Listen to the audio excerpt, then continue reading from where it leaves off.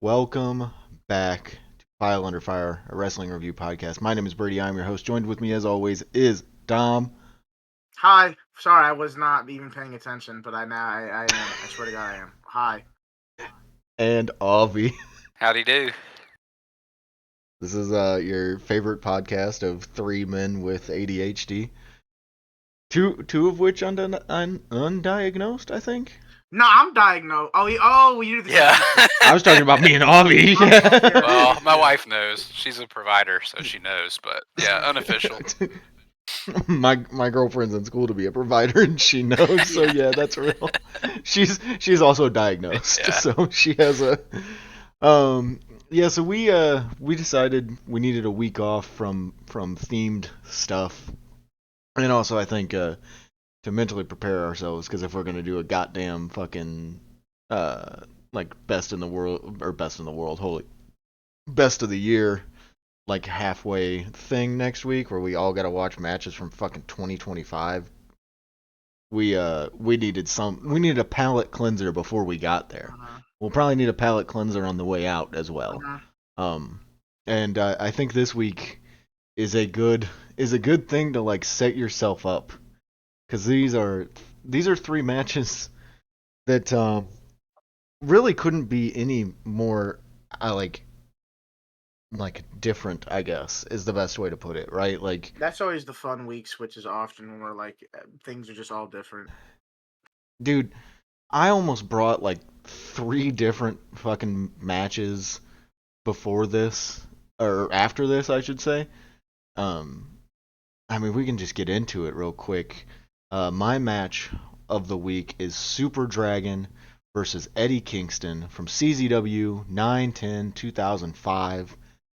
Big Mother Effin' Deal is the show name, which Embarrassing. very very on brand for 2005 CZW. Yeah. This is our first time in the combat zone, isn't it? Yeah, Yeah. first time in the zone. Smells like for butt us. ass. Yeah, it don't smell good. Guaranteed. I like how it looks. I like.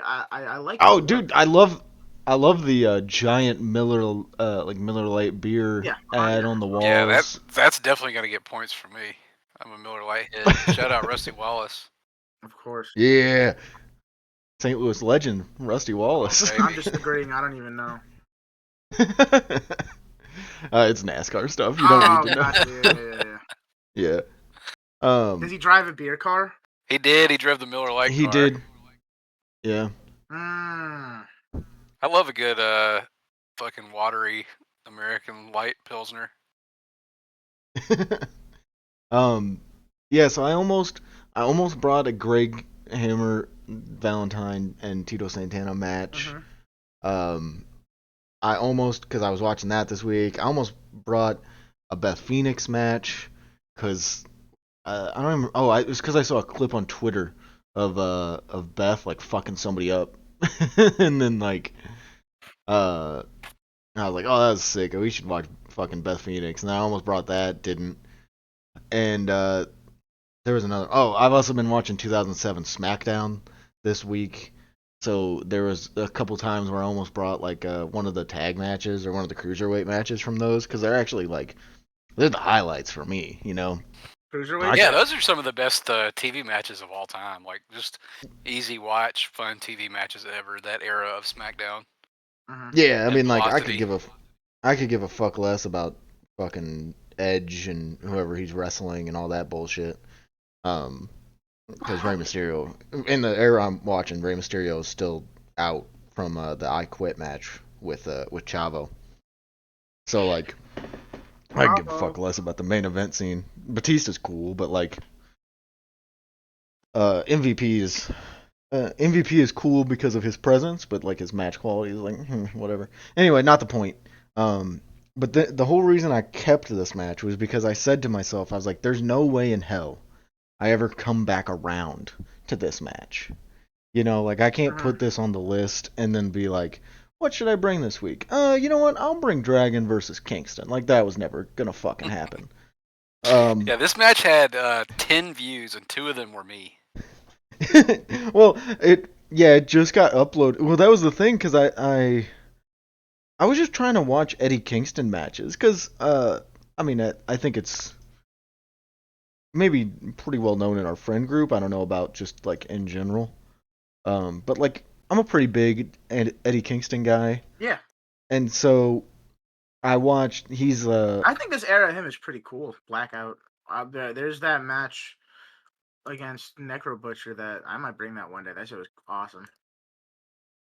but he's like so he's still rehabbing the I think it was like ankle injury His- that he got. Mr. Fuck you, Gabe Kidd. Um, his and so badass. You talking about like right now? He's got an ankle injury because of Gabe Kidd. Correctamundo, yes, he has a Sorry, I won't do yeah. any more fart noises. That's two already. But He goddamn, took he took like a superplex to the outside, in the back of his knee, landed on a guardrail, and it was for a New Japan Strong show. Yeah, yeah. So like he fucked up his leg and whatever, which that's fine. So he's like rehabbing it, and he's rehabbing it with Caesar Bononi, which I don't know if you know who that is, or Isn't that the Dom. Dog Whisperer? No. He used to be well, a Eddie Kingston WWE is a like dog. he used to be like a WWE like developmental guy like Oh, I a would long not time ago. know. No, I would not know that at all. Caesar Baloney. Um, yeah, close. Yeah. Anyway, so like he makes YouTube videos of because he's like a big strength and conditioning coach. Uh-huh. Well, he should have been And hitting him up here because both these yeah, guys look yeah, like yeah. shit. So Yeah. they like posted a video with him and his progress and all that stuff, and I watched it and I was like, I want to watch Eddie Kingston. And so I found this match and I went, why does this upload have like no fucking views? And it's because this channel has only existed for like a month. Yeah, I actually looked. Ben sent something to us before, the Super Dragon copyright warning or something. Yeah. Yeah, so It's fucking funny. yeah, from RevPro, which is like we'll send a Super Dragon after you, not The the good Rev Pro. FBI. Yeah, Wait, yeah, yeah, the Yeah. I was California gonna one. ask. Oh, okay. I never knew there was a Rev Pro in California. Yeah, like it was like the pre PWG Yeah. thing that Excalibur was there. Is And that where the all those fucking matches were had in the background? It was a thing like card, toy, and collectible. yes, yeah.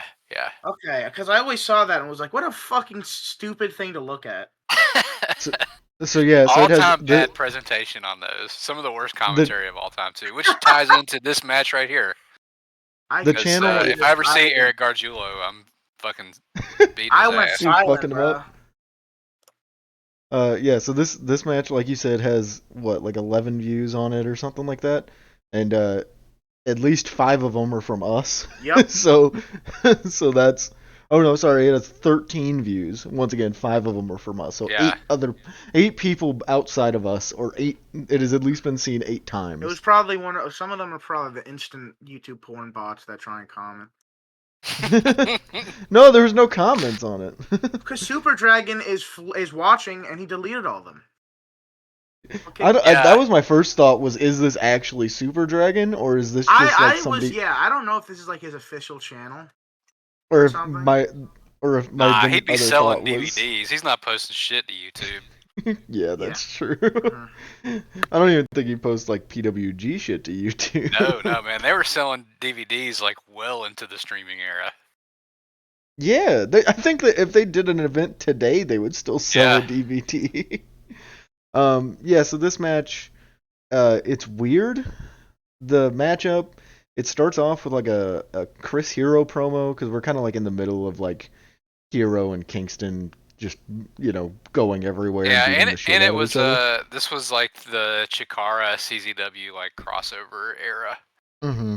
And outside of just the Hero Kingston feud, there was like a Kings of Wrestling versus Blackout feud. The main part of it was Kingston Hero, but Hero, the groups were also. Bro, speaking of Shikara, bro, if you're Mizil Assault Ant, please, bro, Mizil Assault Ant, stop listening to this podcast, bro. Yeah, stop this podcast and go get a job. Because you're clearly like 50. Yeah, bruh. He's like, yes, but Bret Hart's TV reign is good. That's a good opinion. And then every Chikara match is 10. Shut up! Shut the fuck up! Yeah! Fuck him!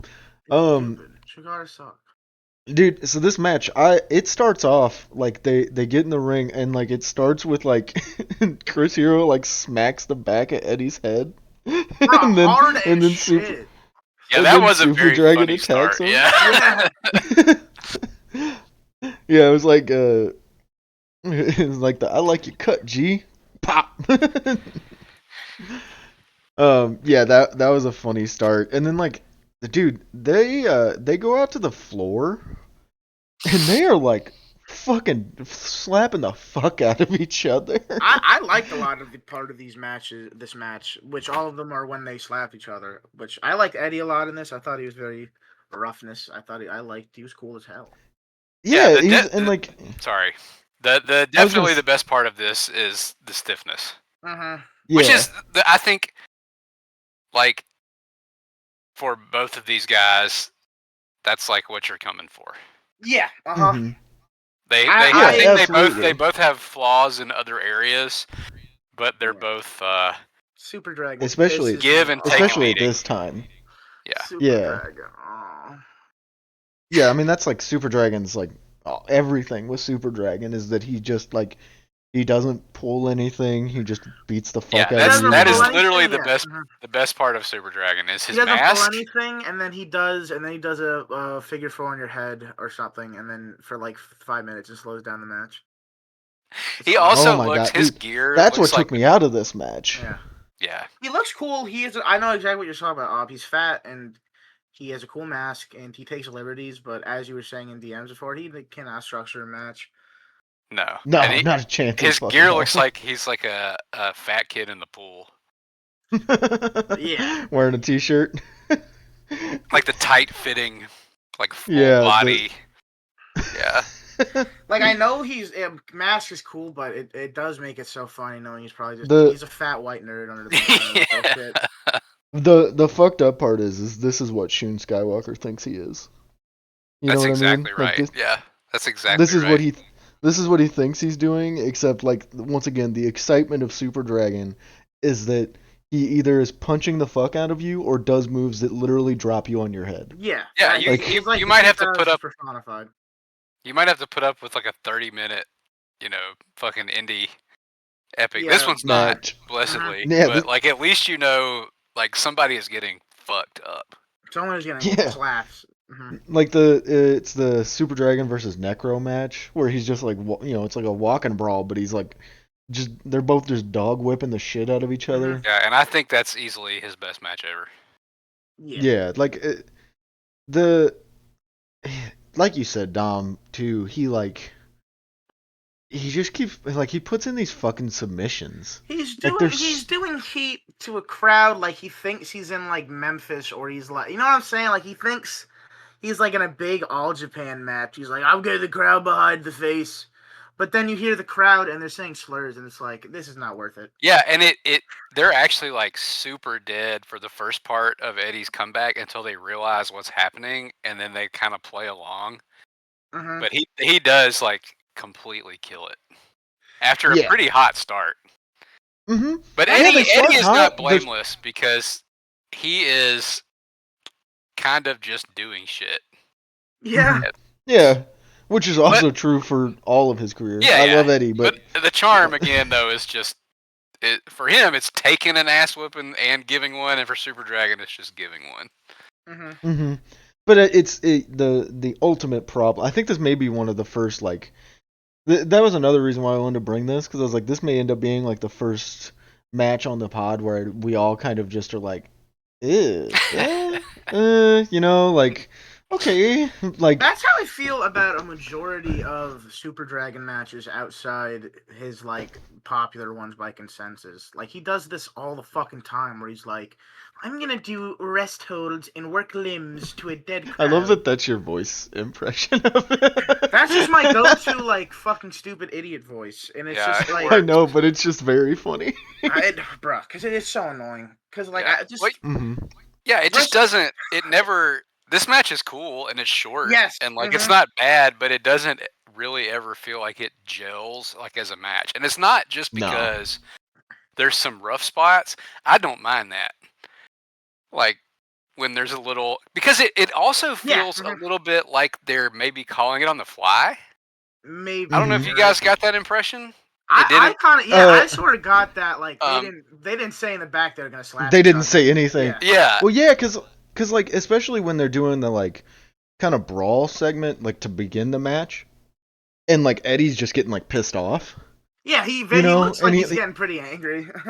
Well, yeah, he takes that tope to start, and Super Dragon like right off the bat just starches him in the jaw. Yeah, and then like he like grabs the chair and he kind of like throws it at Eddie, and Eddie's just like, yeah, he just says like "fuck you, motherfucker," and just like throws it right back at him. That was very funny. Yeah. I was like that was like, so I'm like watching this match for the first time, and that, like I'm getting hooked off of that, right? Because I'm like, holy shit, like. Is this like a goddamn undercover favorite that like just nobody talks about because it was in CZW and like yeah. You know, like it's whatever. Super Dragon. No idea exactly. It's a then you get to they get back in the ring and he starts doing fucking like arm submissions and you're like, what the fuck, man? But then it'll pick back up, right? Like Eddie will get his little bit of a comeback and like I was gonna say it's very stop and go. It's weird. Yeah, he like when Eddie is on offense, he's awesome. Or even like, I like him. Yeah, like he's good. Like he's hitting like big suplexes, or he hits the Uranagi, stuff like that. I think his Uranagi kind of looked like shit compared to. I think all of his stuff looks like shit. I'm not gonna say it was good. Yeah, but it is. I wasn't gonna say it looked good, but there is a charm to like knowing what we know about him now. That he's just like a Puro nerd. Big Kings Road nerd. It really, you have like, it's hard to not watch them through that lens where he's just like doing all Japan moves and they all kind of look shitty. But I'm not like a huge Kingston fan, but I'm also not a hater. I know he's like a pretty divisive figure. I either love him or hate him. Yeah, I do. I have seen Kingston matches that I like a lot. And I've seen stuff that I'm kind of lukewarm on, but I think that is part of his charm. Is that again? Both these guys do, but like he looks like shit. Like his moves kind of look like shit, but it's endearing almost. Yeah, hold on, can I go on a little Kingston like side rant real quick? Let it rip, dude. So I saw somebody on Twitter bitching about. So I don't know if you've seen it, or Dom, really, Probably for that matter, not. where like Eddie and Claudio had that match in AEW, and they had like Masawa and Kawada gear. That okay. I mean, I didn't see the tweet, but I know what you're talking about. Where they have like matching gear. Yeah, they had matching gear, and like I saw somebody like bitching about it, right? Because they were like, oh, like, because I mean, granted, listen, I'm not gonna say that the sentiment is entirely wrong, right? But they were like bitching about basically like how it's kind of stupid when it's very clear you're supposed to be heels and faces, and then like you have a guy who's very clearly like doing stuff with each other. I know you're talking about. I mean? That it's a rivalry and they're coordinating something. Yeah, but like the thing about that match specifically is like they made this comparison where they're like Eddie is wearing fucking Kawada inspired gear, and then Claudio wears Masawa gear, and like it's so clear that it's coordinated. And it's like Eddie, but like Eddie's always wears Kawada style, like he always wears black and yellow gear. A fucking nerd. Always. Take like, that out on that is Claudio. That is his main gear. So then the idea that like Claudio is literally coming in saying, "I'm the Masawa to you. I am better," makes fucking sense. It does make more sense. So shut the fuck up. It does make more sense. Well, let me ask you this. Was Claudio's Masawa gear like some of the worst gear of all time? Because if it was, then it's a massive upgrade over like what Claudio has normally worn throughout his whole career. Because it's perfect that he's in a tag team with Chris Hero, because they are the fucking shit ass gear. It was his champion. Like the normal style pants that he wears now, like the normal style like pant tights, they were just green and white. That was the difference. Did you notice that in this one he was wearing pants? He was wearing Hero pants? Yeah. I saw that and I was like, But like you never really get to see the other side of it, so I'm like in my head I'm like, does the other side maybe say Claudio? You know, like No, probably not. no, Does probably not. not. He's probably just wearing hero pants, which is very fucking funny. This match is sick though. Now that I've ranted about people being upset about Eddie Kingston's gear on Twitter. Yeah. My main gripe with Eddie, and I think it's illustrated well here, is that like, and he may have gotten better at this. See, I've only really seen older Eddie Kingston stuff. Yeah, like this era. Yeah, almost. and like I do think he in matches where he's like fighting for his fucking life, like the Ian Rotten match or like the Chris Hero matches, where they're just like nasty brawls. That's awesome. But I feel like in this match, having like being very having him get hope tuned and in comebacks on and stuff. like backyard wrestling, there's a little bit of the backyard like you do stuff, I do stuff, you do stuff, I do stuff. And like the interstitial stuff is not always like fully there. Yeah. But again, no, I agree with that. There is charm to him. Like it comes through. Like he feels real in a way that a lot of people don't, and so that I think that makes up for a lot of that. And like he's clearly very over here. In fact, I thought it was kind of wild. I don't know what his positioning was in CZW in 2005, but like and this again may be just one of the 15 atrocious Eric Gargiulo calls that I wrote down. But at the end, he says, "What an upset!" Yeah. Oh yeah. Is that? Am I crazy for thinking that's weird?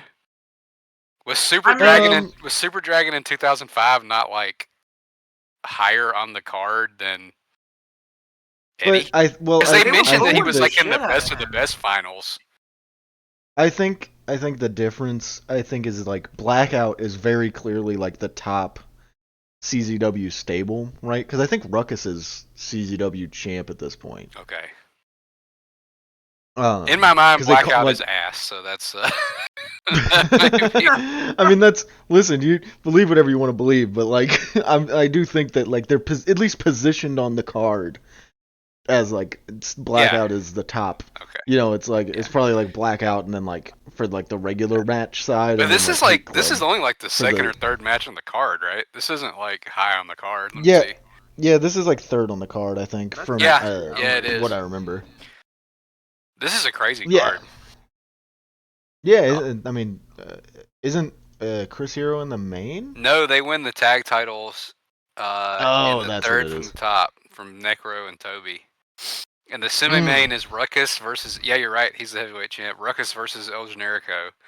And the main is Fans Bring the Weapons. Nate Hatred and the Messiah versus the Hate Club. Oh, wow. Oh, yeah. So that's... Steen and Nate Webb are in the opener. We got Team Masturbation on this motherfucker. Terrible. Team Masturbation? Once again, this is our first foray into the combat zone on the pod. Probably won't be the last. Like butt ass. Yep. It probably won't be the last. I mean, obviously, like if we ever do something deathmatch related, CZW will most obviously show up. I'll pick a CZW match before I pick a GCW match, to tell you the truth. Well, this is infinitely more interesting to talk and think about and watch than GCW. Yeah. Well, CZW is like a really interesting promotion in terms of like time and place and like who they were bringing in and the style and all that stuff. Mm-hmm. Yeah, for sure. Yeah, I mean the match, the finish of the match is Psycho Driver fucking kill yourself literally on his fucking neck, which is insane. Like I know he like pretty much always kills guys with the Psycho Driver, but like literally dude just is like drops him on the crown of his head, which I thought was fucking like amazing. Destroys him. W crowd refers to Super Dragon, I think, as Bob Roop. I don't know why. Yeah. Maybe it's the leg scissors. Because then here's one. Eric Gargiulo says the leg scissors was a finisher in the 20s, 30s, and 40s, and it was used by traveling world champions who feared a shoot. Shut up! Shut the fuck up! I heard that too, and I'm like, shut up. Like, often that people who probably used it in a better context, because wow, man, every time Super Dragon does this move, I think it kills momentum in every match all the time ever. anytime I watch Super Dragon and he does this, and because I feel like he's done it a lot, I'm just like, I think I'm just gonna switch tabs. I just don't give a fuck. I do like the little like post-match beatdown where The they post-match curb stomp. beatdown was almost cooler than the entire match. Then the match. Yeah, they curb stomped Robbie Moreno's head into Eddie's nuts. Into Eddie Kingston balls. Yeah. And one more, if you'll allow me. Eric Gargiulo says, "I've never in my life seen Blackout punked like that in their own bitch." What the fuck does that mean? What are you talking? What in their own bitch? What the fuck are you talking about, Eric? What? In their own bitch? I was trying to take a drink before we moved on, and it's gone now. I'm over it. I'm laughing too fucking hard. I mean, yeah, Hero and Kingston always real hate between them. I just want to bring this part up because it's cool. Like, it obviously, jumps off the screen at the end. Yeah, dude, it's obviously. Yeah. I mean, also my favorite part was right before he hits the Psycho Driver, and Super Dragon's like, "Fuck you, dude! Take my finisher!" And he starts slapping the shit out of him. Dude, yeah, that was cool. That little like that the entire time. Damn. Mm-hmm. That was awesome. Exactly. Like that little stretch there with fucking like with them doing like the damn like headbutts and like I like I wrote down in my notes Super Dragon bitch slap someone should bring that back. Bro, yeah, he chops him in the face basically. Yeah, it's literally just a bitch slap. Like, which know what's funny? I'm pretty sure at a different point in a different Chris Hero and Eddie Kingston shoot incident, Hero does the exact same shit where he bitch slaps him as a chop, and he gets super mad. So I don't know. I guess he has a bitch slappable face, Mr. Kingston. Ben did give a quick shout where he said that like he asked if I had seen the Eddie versus Hero in like one Last Man Standing in the fucking IWA. Yeah, he also looked like shit there. Yeah, they both look like shit. But I was like, yeah, I've almost brought it as a pod match, but it's like I don't know, it's 23 minutes and like for some reason like my brain is just like I don't know if I want to watch that for the pod. Like this was great. It's like this is like 10. This was great. Like it's stupid, but like the stupid stuff can like only last so long, right? Like you know like the rest holds and like the killing the all the heat that they have is like fine because like and ultimately like you're done with it in 10 minutes and you can move on with your life. I think you described it perfectly when you first brought it. You said that it starts awesome and then it's like what the fuck and then it ends awesome. Yeah, it's like cool, then it's not. Yeah, the headbutts and punches and shit like on the top turnbuckle. That was awesome. At the end were so fucking sick and like the beginning was really hot and sick, and the middle is just kind of like they're just kind of doing shit. Yeah. But yeah, I mean it's a fun match regardless. Chris Hero, I'm sorry, bro, because I just one thing, bro. No, go ahead. Talk about him. I just think it's funny because obviously it's like a thing. They hate each other. Like obviously Eddie Kingston knows he should not slap him back because it's just like a planned thing. But he hates him so much he cannot help himself. He cannot help himself. He throws another punch. And Chris Hero always dog walks him. He always just gets right up and then immediately stomps him twice as hard as he can, like double stomp, and like gets all the air out of his lungs. It's very cool. We will watch eventually on this pod. I'm saying that for sure. We will watch the Eddie and Hero Last Man Standing. But right. I mean, I wouldn't mind that because that sounds fun. It's a match between these two guys that really hate each other. And that's probably the only match where Chris Hero doesn't do stupid bullshit wrestling stuff because he's idiot. It's like a walk-in brawl. I'm pretty like from what I remember at least. Bro, imagine if Chris Hero wrestled like that the whole time. All the time. Yeah, instead of doing cravats and stupid shit and slapping his fucking thigh on forearms. Yeah, it's very unfortunate that he has like some of the most severe brain worms of all time. Right. One of these he had all the tools. Bro, William Regal heartworms were in his brain. Dude, you ever think about that? William Regal literally had worms in his heart. How the fuck does that happen? One of these days I'll bring the goddamn it'll be like matches the other guys will hate. And I'll bring Chris Hero versus Adam Cole Ringmaster's Challenge. Get the fuck out of here. I'll be busy that week. Ringmasters Challenge. I forgot about that shit. Oh my god. I don't even know. I don't know what that means. I don't want to know. That's like It's- Cornette era Ring of Honor, right? Yeah, it's Cornette. Yeah, it's Cornette era Ring of Honor. It's basically I don't want to get too far off the beaten track, but it's like 2 out of 3 falls, and it's like the first match is the first fall is like I think like pinfall only, and then the second fall is submission only. Boring. And then if you get to a third fall, it's 30-minute or 20-minute Iron Man or something stupid like that. What? Yeah, it's very stupid. That goes like an hour always, huh? Yeah, it's very stupid, but I kind of love it. Yeah, because much like those matches are always play out, you'll never believe that they always get to the make it to the third. Yeah. There's one with Roddy that's much better than the Adam Cole and Chris Hero one. Well, yeah, it's surprisingly, Roddy. It's Roderick Strong, exactly. Moving on to a much fucking better Can match. I complain about Adam Cole real quick? Yes. No, go ahead. Yes. I watched, the famous match where what's Kyle? I don't forget his last name. Kyle O'Reilly. Kyle O'Reilly. You know the match where he basically kicks all of his fucking teeth out? Yes. Yes. He couldn't even make that cool. He gets all of his teeth knocked out, blood dripping from his mouth. He does cool slaps a little bit, and then he still does. He still does his bullshit. Yeah, and then it's still bad. I'm like, are you serious? He's a legitimate worst of all time contender. Which sucks because he's very nice. He seems very cool. Yeah, it's just doesn't make you a good wrestler. I guess. I think the opposite is true. I think the more like felonies you've committed or the worse person you are, better. Yeah. I don't think that's true for any of the guys in the next match. No, that's just American wrestling. That doesn't apply to Joshi or Japan in general. It is Aubie's pick of the week. It is Kenta Kobashi and Jun Akiyama versus Yoshihiro Takayama and Takao Omori. All Japan Pro Wrestling 10/30/99. This fucking bullfight. This fucking rips, bro. This rips. I love this match. Like, genuinely love this match. I feel like it's not often, as we said in the group chat, that Yoshihiro Takayama is not dwarfed, but he's not the biggest one here.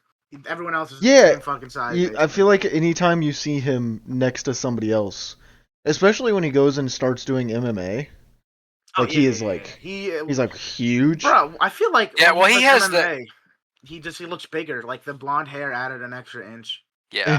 Well, the blonde hair comes from when they went to Noah. They both No Fear. Those guys they did dyed their hair when they went to Noah. Yeah.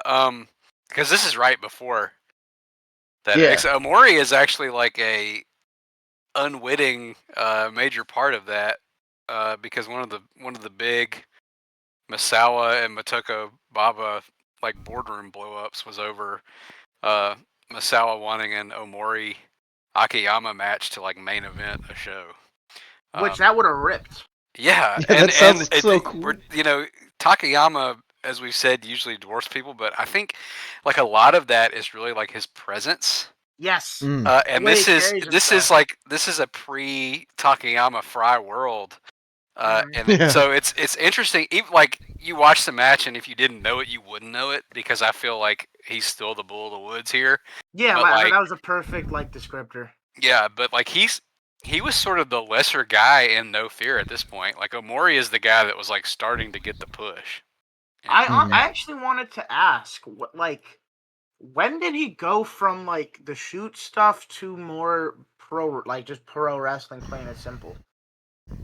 Well, he was part of the reason that he wasn't pushed heavy in All Japan really until Misawa takes over is because, Baba, after getting burned by Tenryu on the SWS stuff, didn't really trust outsiders. Okay. And Takayama was a, UWFI shoot style type guy, but I'd have to pull up his cage match, and I'm not gonna. But I think I think All Japan is kind of his first like foray into Just the like world more of pro more wrestling. traditional pro Mhm. wrestling. Yeah. And then of course he goes to Noah and gets the big push, but he really doesn't become like Takayama really until the Fry fight. Yeah. And then Okay. he gets the G1 run that's so huge, and he starts popping up everywhere, and he's like a kaiju basically, but he Yeah. wrestles like that here, like you wouldn't know it, but he is probably like the fourth of the four. Obviously, Kobashi and Akiyama are Kobashi and Akiyama. Yeah. I In think Very all 1999. caps. Yeah. I Akiyama's think to so cool. I love Akiyama, kind of man. give. I mean, obviously, like the Fry fight is like legendary, but like I've talked with my coworkers about like wrestling, and like one of them like he has like no frame of reference for like anything of like this era, right? Like I could say Mhm. I could talk about Kobashi, Misawa, he would be like fucking clueless, Yeah. but he knows Fry versus Takayama, Yeah. Yeah. That shit is and bro. I'm Yeah, People it's punching each other in iconic. the face is timeless. Yeah. and I'm Hell, like, people are still doing that spot in wrestling matches 23 yeah, years on. Mhm. Some yeah, to greater effect than others, but like, well, yeah, yeah. And yeah, I don't know, maybe to his detriment, for Takayama, that's what he's known for because he becomes the guy who can like take abuse. Yeah. mm-hmm, But he dished out plenty as well. But yeah, this match is so fucking sick, and it's like I think it does the All Japan. It plays to the All Japan strength of like a strong story through the match, but it's not 40 minutes long. yeah. Yeah. That's actually a good And point. That was one of the things I loved about this match because it's in like in All Japan Tag World. This is a sprint. This yeah, is this is a well, nice breezy 20. yeah. So Burning, Akiyama and Kobashi had just won the tag titles like a week earlier from the Untouchables, Misawa and Ogawa. And that match is like 40 minutes, and it's fucking awesome. That match is bad as fuck. But it's like the long All Japan, like what you would expect. Mhm. Big Dave 5-star. I don't know if it was a 5-star, but it was a fucking badass match. Good But they, chance it could be type yeah, deal.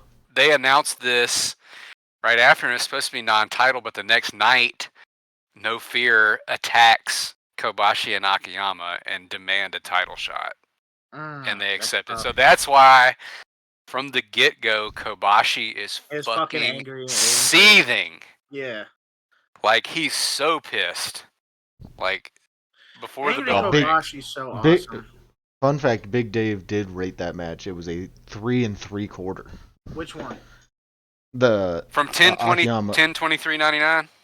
yes, or no, sorry, this is the 11:31. Hold on, cage match, fucking Yeah, really fucking on me here. I would be shocked Uh, if it wasn't at least 4.25. well, this one's 5. Oh yeah, 10:23. Yeah, he gave that a 5 star. Yeah. Okay. Yeah, that's like a pretty famous. I mean, this one is too, I guess, but um, they do a lot. To me, it's just as good and it's half as long. But Yeah. that part of that is the way they set it up. It's like super fucking heated, and part of it is Well, just the yeah. way No Fear works. I love No Fear. They're awesome. I legitimately think Takayama is at least a top 10 all-time wrestler, and Omori is not, but he is like one of my favorite wrestlers ever. And like everything they do on offense is like a huge strike or a big bomb. And they're so disrespectful, and they're like, so I think it's necessarily it has to be shorter. Would you believe me if I told you there's so on this whole card from 10:30 there's only one match that goes over 15 minutes. Yeah, that's That's crazy. This is like that's very interesting. Cuz not by and Go ahead. it's not super far over. It's only 1640. It's Taue, Shinzaki and Stan Hansen versus Johnny Ace, Mossman and Mike Barton. I know It that goes the main on 16-40. this show is kind of a famously short match, but a fucking awesome match. Which one? What is Vader it? and Misawa. Vader versus Misawa. Yeah. Oh, that sounds cool as hell. It is good. Yeah, this Vader's little like late '90s All Japan run, real good, real good. Yeah, I mean, this match, get back to it. Like, I keep getting distracted by Scooby Doo. I'm sorry. before we get too deep into this match, I want to talk about how fucking Kenta Kobashi, goddamn, looking hot as hell here, right? Yeah, like very looking. all 4 men here, very sexy man. Utopia Korea would go crazy, I think. Yeah, I agree, but it like Kobashi, man, like Kobashi with the beard, pissed off Kobashi with the beard. Like the kind of like shadowish, just kind of chin strap, like very like almost like Higuchi-esque is the way I would describe it. Like the perfectly like slicked back hair. It's not in his face, nothing like that. Like it's like perfectly kept, and I'm like, God damn, fucking got me swooning over here. Yeah. And then he's just whooping ass, and it's crazy. Yeah, he has to be pulled back to start. Like he wants to, and then Akiyama uses that as an opportunity to like sneak a back drop kick. Dude, that Omori, was so sick. Which is like one of maybe 4 offensive moves that Akiyama gets in the whole match. Yeah, but he makes them count. He gets his ass beat. Kobashi gets his ass fucking beat. It's kind of shocking how much No Fear takes of this match. Yeah. Yeah, they're on top for a large amount of time. I do want to say like Kobashi is still Kobashi, you know? Like even with No Fear on top, right? Like at one point like Takayama was kind of booting him. We are not hipsters about Kobashi. We love Kobashi. He's so awesome. Yeah, Kobashi's awesome. Yeah, he stands up through the, through the kicks. That's probably like the climax of this match, and the thing probably I would imagine people remember it for the most was when he gets like, again, you see like fighting spirit Kobashi a lot. I don't know how many times you see like legitimately enraged Kobashi. Dude, he like, so like they go into the corner and he's chopping them and everything, and like he's just dog shit out of his head. Yeah, the knife hand just strikes to the head. Which cannot just keeps going. The ref tries to pull him out. He throws the ref. It takes literally Akiyama and the ref to both like pull Kobashi back, and even then, like he still ends up on the attack, even with both of them pulling him back. Yeah, like dude. Yeah, and he's pissed for the whole match, and they like I think it's almost like we were talking about last week with Stan Lane and Bobby Fulton. Like they play on that. They goad him a lot, and it's to the detriment of their team. Like how fucking pissed off he is. Because even right after that, when he gets restrained, Omori uses that as an opportunity to throw like an all-time fucking perfect drop kick and hit Akiyama with like a crazy axe bomber. Mm-hmm. Axe bomber, so cool. Yeah. That's really good. Dude, it's so like Omori's crazy. Like we've talked about like Kobashi and Takayama, but Omori in this match too, like, is just a straight fucking ass whooper. Yeah. Like, Brady, do you know? Yeah, I was gonna ask Brady. Do you know how Omori fucked his career up technically or somewhat, or why he's not as big as he should be? Did he fuck somebody's wife? No. I mean, Bob knows the story better, so.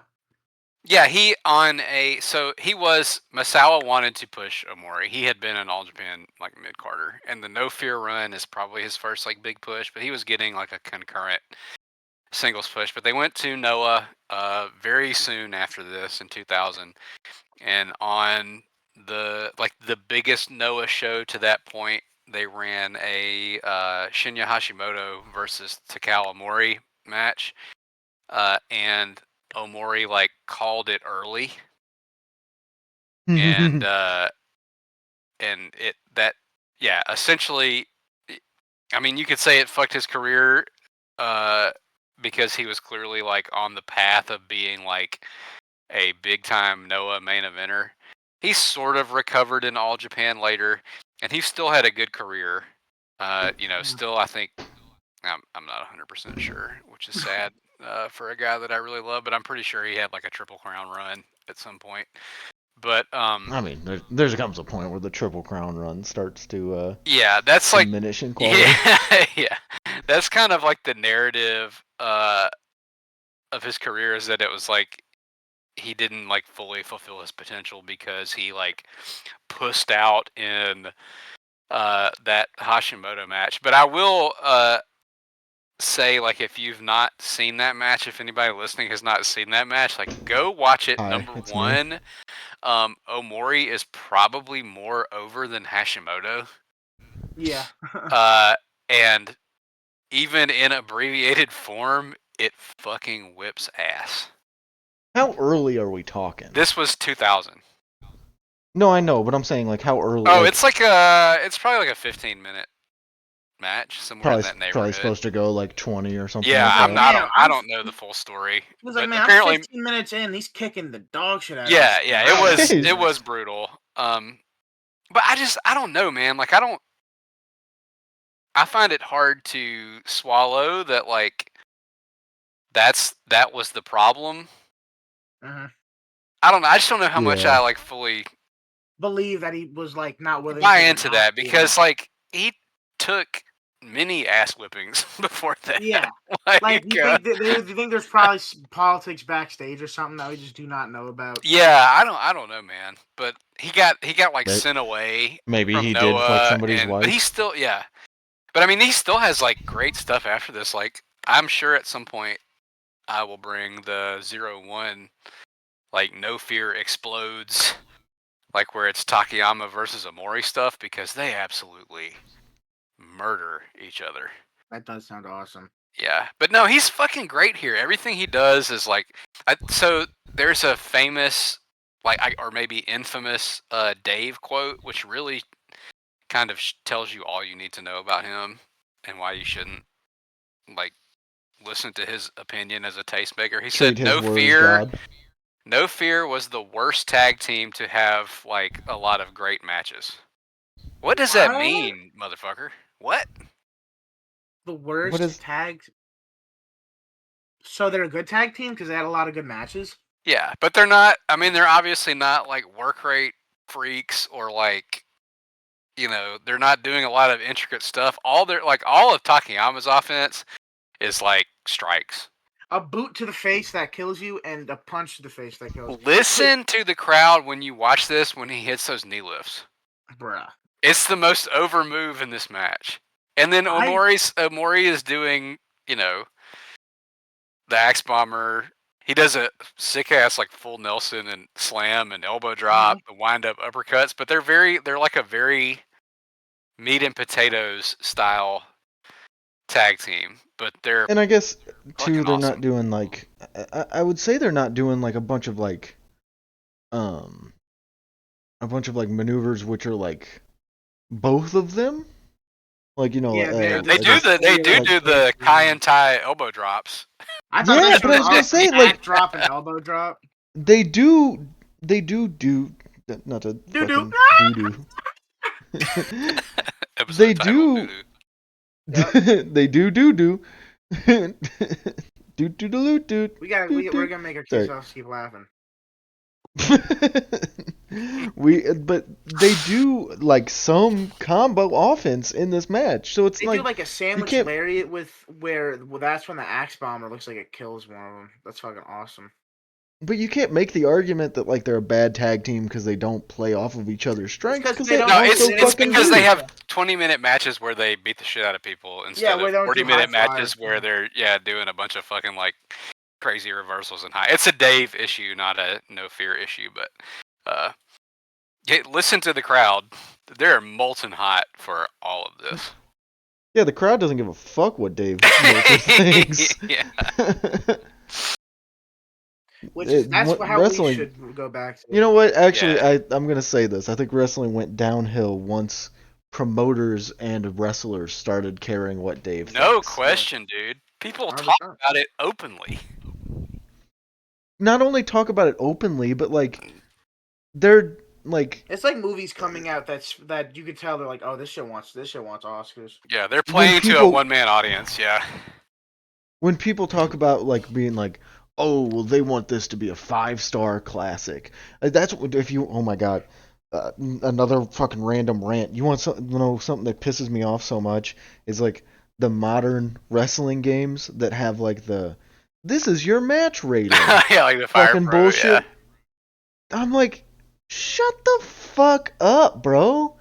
I don't give a fuck. Thank you for giving me a 5-minute rating on a bullshit hour match where I do nothing but hit my friends with chairs. Thank you. Yeah, I'm not playing it. I'm not playing the goddamn video game to fucking do that.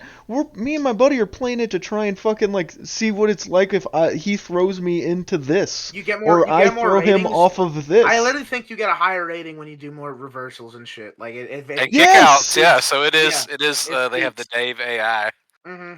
Yeah, it's I fucking. But hate that shit. I think that like all 3 of our matches this week are like anti-Daveism. Yes. Anti-Dave, yeah. Shit, yeah. But yeah, this match is fucking sick.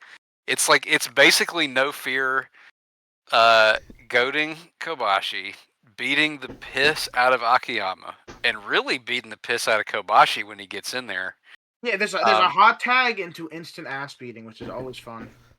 Yeah. And basically until the end when Akiyama hits like a perfectly timed comeback and exploder, and then Kobashi gets off like a gnarly ass short arm lariat.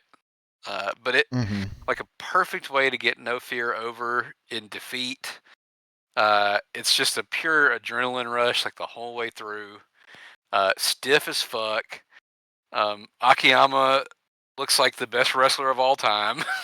I'm sorry, Takayama looks like the fucking best wrestler of all time, and this motherfucker. Akiyama just looks like a bitch. Yeah, he doesn't get much, but it's everything he gets in is like important and well timed. I guess out of everyone, he's the one who's got to get beat up because he's the least meat on him. He does get DDT'd on the floor by Omori. Hero classic. Yeah, where he like moves the mat, Yeah. But like it's a DDT, but like the way they shoot it isn't very good, and Akiyama like flips out of it. So for a second, I thought it was a snap suplex. That would have been because cool. like he also because the way that Omori like delayed pile driver, where he like kind of lets him hang for a second before he does give him a pile driver. That shit was nasty. Yeah, he gets his ass. Yo, one of the things I put in fucking all caps is like Takayama hits that like PK on Akiyama and then big boots Kobashi off the top, like off the off the apron. Dude, that fired me up. I was like, oh baby. Dude, all of his big boots are as hard as he can. It's fucking crazy. Yeah. He throws some wild strikes here, always, but there's a couple punches he hits Akiyama with late in the match that are just like fucking shoot punches. But bro, he places his hand on the dude's faces like he's gonna punch his like hand, protectively. But I'm pretty sure he just clocks him in the jaw every time. So it's like probably, wow, yeah. It's awesome. He's got big hands, man. What can you do? Dude, I mean, punch is so good. I wrote down at one point, this is towards the end of the match, was there's just Takayama just kicked Akiyama so hard. Like, I don't know what that was in reference to. Probably like, I don't know, something at the like towards the end. But yeah, I guess he just like kicks the shit out of him. And then Kobashi winning with the like short, like burning lariat. Dude, fucking kills him. It's always fun to always have. Let's lay it in. And he has a great fire up before that. Like, that's something that is, and this will seg well into the next match. Something that is lost on people who try to copy the fighting spirit stuff is that Kobashi is like so magnetic and intense, and when he does the fighting spirit fire ups, like you fucking believe it. It doesn't feel like a checkbox. Because he looks real life crazy in the face. He looks pissed. Yeah. So when he looks like he's tired of this fucking shit and he wants to kill you. Yeah, and he does. Yeah. Everybody else, when they fucking do the goddamn fire up, they're like, They shake their it's arms like, all right, around. yeah, it's like, all right, you're gonna give me some kicks, and I'm gonna shake my arms. I'm gonna power up out of it, and then I'm gonna fucking catch one and lay you out. No, fucking not Kenta Kobashi, not the fucking guy you're copying. He just stands up and lays you on your goddamn ass because he doesn't give a fuck. You do chops to your face. Some of those spinning like knife hand backhands to Takayama. It's gotta suck. That's gotta rattle. Dude. Yeah, and that's another thing too. Like before we end this one, I think Takayama's selling is really underrated. Yes, he makes it look very believable. Yeah, the way he sells, like the both Kobashi comebacks is fucking beautiful.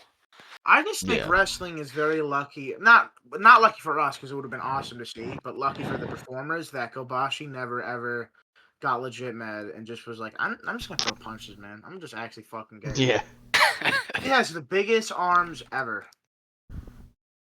He's a meat monster here. Mm-hmm. Like, I don't know when. I lied. One more shit on Eric Gargiulo from the future. When Super Dragon and Eddie Kingston throw like 3 chops back to back. And my god. This is giving me flashbacks of Kobashi, and he says he doesn't say Sasaki, he says Sasaki. So I was like, that confused the fuck out of me. I was like, what? He said that, and I was like confused as fuck. And then that's if anybody's watching and they for some reason want to not listen to Eric Gargiulo, that's like right when fucking Super Dragon bitch slaps him. I was like, it's that match is not like mic'd well anyway. You can't really hear like the meat on meat that is taking place. So just throw on like Supreme Clientele and watch that without Eric Gargiulo. Yeah. Anyway, this All Japan match was fucking raw as hell. It no rules, fear rules. Yeah, dude. Yeah. I think like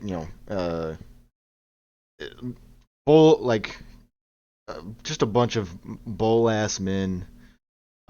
Dick some guys we really need to talk more about. Obviously, I've mentioned we need to bring Kobashi Joe at some point. It's just long, and like it's really not. That match is like 20 minutes long. That's long huge. for me, dude. It's yes, long, we're winning, plus, Dom. We're winning. It's long. Plus, I know Re-education camp is working. Obviously, if we bring it, like you're gonna have to fucking talk about your experience and all that shit. Like, there you go. It'll be a cool moment for the pod, but like that's gonna be like what are we talking about? I'm sorry, I was looking at Scooby Doo again. Fuck. That's crazy, man. Alex was watching Scooby Doo today too. He loved it. That's awesome. I love Scooby Doo. Alex, for the viewers, amazing. Is his child. I'm 18. Yeah, sorry. That's my. I'm 18 and I'm still watching Scooby Doo. Dude, I'm fucking 25. If you turned on Scooby Doo right now, I'm watching it right now. Well, do you think Alex knows how to work the fucking Fire Stick controller? I mean, who you fucking put on Scooby Doo? Oh, I mean, true. I would say yes because man, fucking he does. Kids are too fucking smart nowadays. He's gonna get on the headset and say, "You're all the poopy butts" or something. And we're gonna yeah. Poopy and then go away. Yeah. Wait, he's actually. I think he was watching Gravity Falls when I came back here. So good. Fucking that's real as hell. Yeah. The re-education camp's on Brady. He's thinking what? Oh, Lycan Goldberg. Oh. No, 20 minutes is too long. But yeah. My dumbass. Yeah, 20 well, like it's a 20-minute match plus, like I said, you're gonna have to talk about your experience. So that's like a 45-minute review seg right there. I can see it already. Anyway, moving on to Dom's match, which is short and fucking sweet. So sick. Goldberg versus Saturn. I'm saying Saturn because that's how he's listed. That's awesome. He's not Perry, just Saturn. Well, and it's not WCW. Bill, and it's not Billy Kidman, and it's not Scotty Riggs. There's a lot of you think of that as like a WWE thing, but there's a lot of just last name guys around for this one.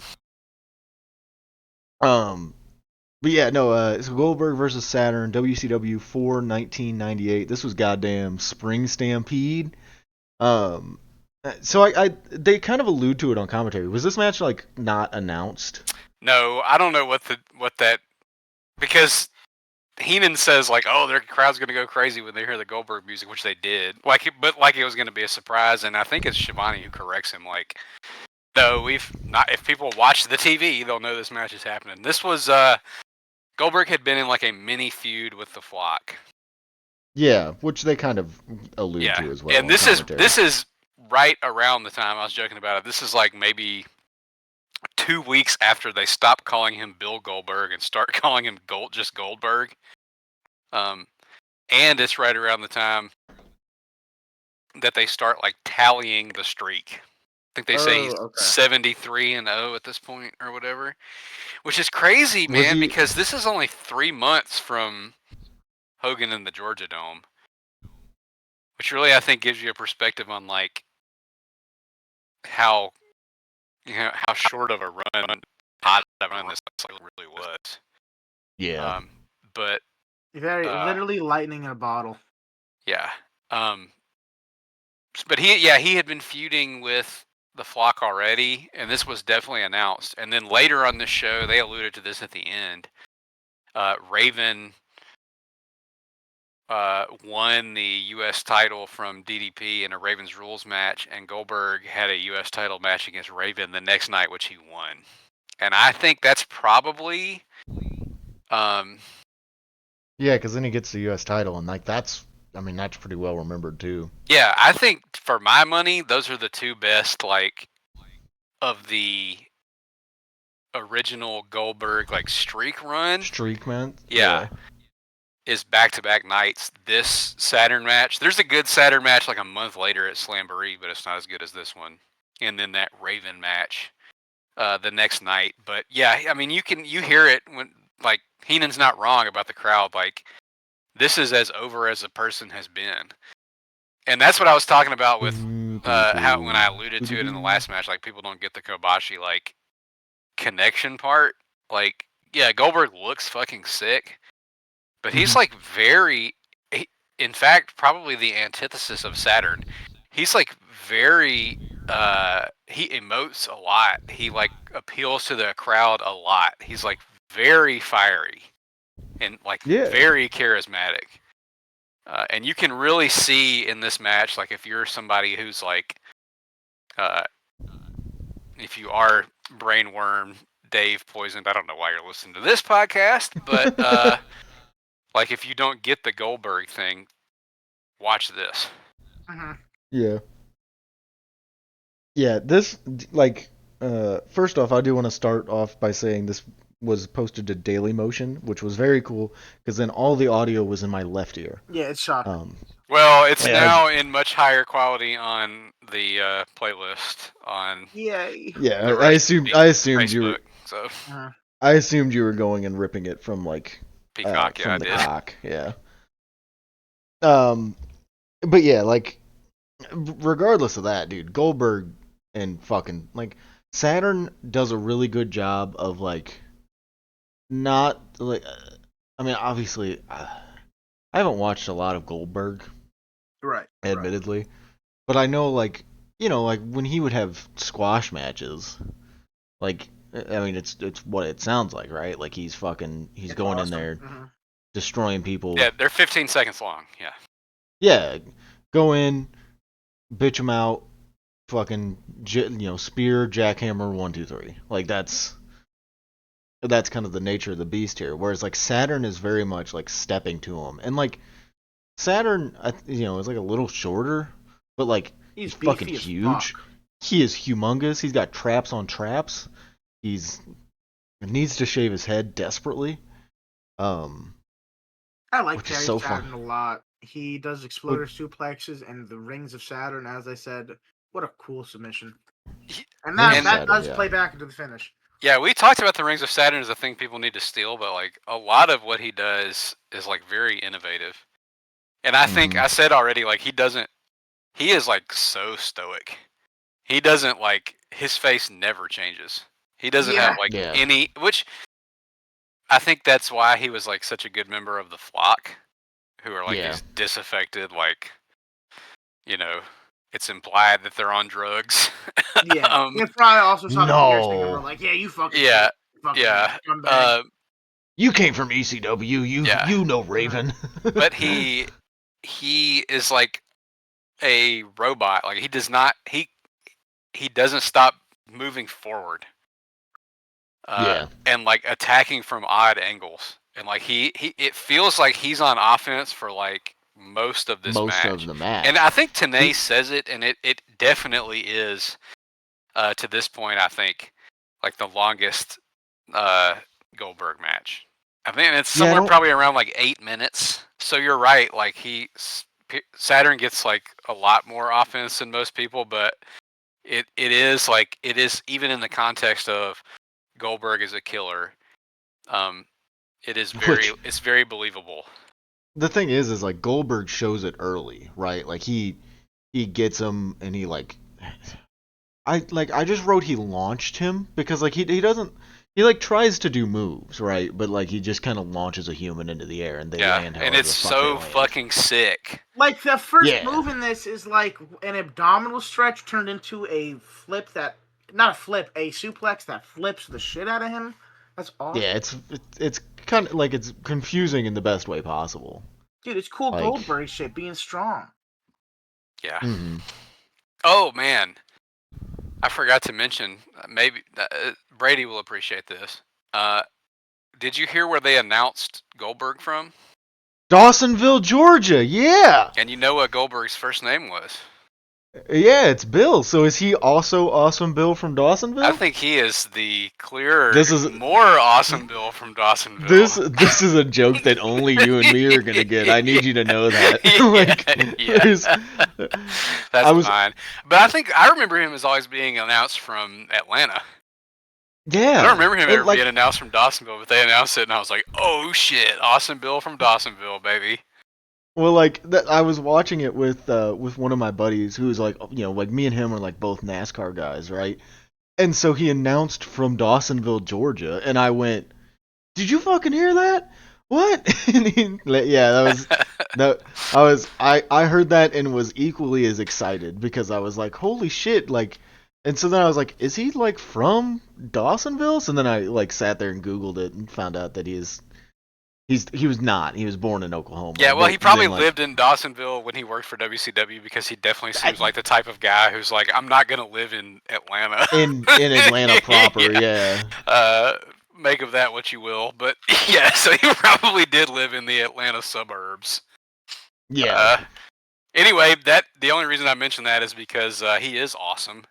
And he does crazy fucking power moves and throws them everywhere. Kidman is here and does a really good job of like being a manager, but he also eats a bunch of fucking crazy power moves. Shit. But he continuously distracts Goldberg long enough for Saturn to again keep coming back like Michael Myers and just like attack. What a very stupid thing though of having the flock all in the front row except for fucking Kidman. That shit is so stupid to me. Well, he had to be at ringside to help. I guess, but yeah, why couldn't they all be at ringside to help? From the ring to the floor? Yeah, one of the cool. Dude, when fucking Goldberg picks Saturn up like in the gorilla press and then power slams him down. Dude, I love that move. That's a pretty common Goldbergism. If you were gonna see something outside of the spear and jackhammer, you got that press slam, power slam thing, which is one of the most awesome looking moves ever. I keep saying awesome, but I'm sorry, Goldberg makes me feel 13. That like takedown, like leg takedown thing into the. Bro, he does. That's like some shit Kung Lee does. Yeah. In his fucking kickboxing matches. Yeah. Those are the two like that you would see a lot, like outside of just the spear and the jackhammer. Dude, I feel like I've seen him do knee bars for some reason, but yeah, he did. He did that too. He would do that takedown into a knee bar. That's fucking awesome. Yeah. Dude, he was watching Battle Arts. Yeah, and Saturn is a perfect opponent for that too, because I think Saturn was probably watching some Battle Arts too, because this is like a total bomb fest.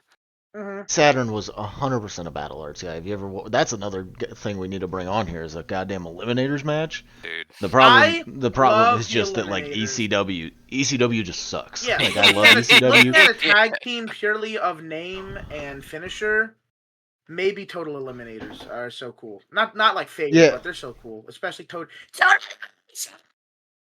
Yeah, like the ECW, I love it, but like, if for match quality for reviews for a fucking podcast, fucking terrible. Cause like, ECW sucks, bro. dude, I could be like, oh yeah, dude, let's watch fucking Total Elimin like the Eliminators versus or Total Elimination. I don't even fucking remember. They were the Eliminators. Total Elimination was the finisher. Was their finisher? Yeah. The finish, right? Yeah. The Eliminators versus the Pitbulls, but like, I'd know that that's probably gonna end with like fucking gangsters running in and blowing the whole deal up, and it doesn't matter anymore and whatever. Like, you know what I mean? Like, it's stupid fucking shit. I would like say that. you're gonna have that, but I would say that the Eliminator stuff probably holds up better than a lot. Most of the ECW stuff. Yeah. Yeah, if it's not like Taz or Sabu. Chris Candido. Yeah, shout out. Yep. Candido. Really, any of and then the a little later on, any of the Tajiri. triple threat stuff. Yeah. Yeah. Once we get to like Tajiri, FBI proper, the Unholy Alliance. Yeah, but for that, for the early ECW stuff, definitely, I think the Eliminators stuff is some of the most like rewatchable and won't make you embarrassed to be watching it. Mm-hmm. But Saturn ruled in WCW too, man, and he's really kind of an ideal opponent for this iteration of Goldberg. He's just like a wall that keeps coming back. Yeah, and Goldberg gets to kill the whole flock. Pretty much. Which is awesome. And he does that again the next night on Nitro in that Raven match, even more spectacularly. But Raven's not as good as Saturn, so this actual match is better. But yeah, how about you mentioned the Rings of Saturn? The finish of this match is fucking awesome. Oh my god, bro. The finish of this match, mate. If I was alive in this time and I saw this, if I bought a pay-per-view and I saw this, I would never buy another pay-per-view again. I would know that I've reached the peak of my wrestling fandom as a child. You know what I'm saying? Yeah, the damn Rings of Saturn into the military, like he stands up and gets him in a fireman's carry. Yeah, in the fireman's carry. Then he almost fucking like can't get him up for like or over off his shoulders for the jackhammer. Yeah, well, Saturn almost killed himself on a moonsault. We did not mention. Yeah, do you think he was trying to do the acai? I think he was trying to do an acai moonsault. His big ass. I also think he was trying to do an acai moonsault, and his feet just slipped. Yeah, and not for nothing. This like there's a lot of Goldberg hate, but like the dumbest Goldberg hate is from the safety police. Please get any other hobby. He catches. He does a great job of catching him on that, and like they do a great job of like adapting to the fuck up of just moving on. Yeah.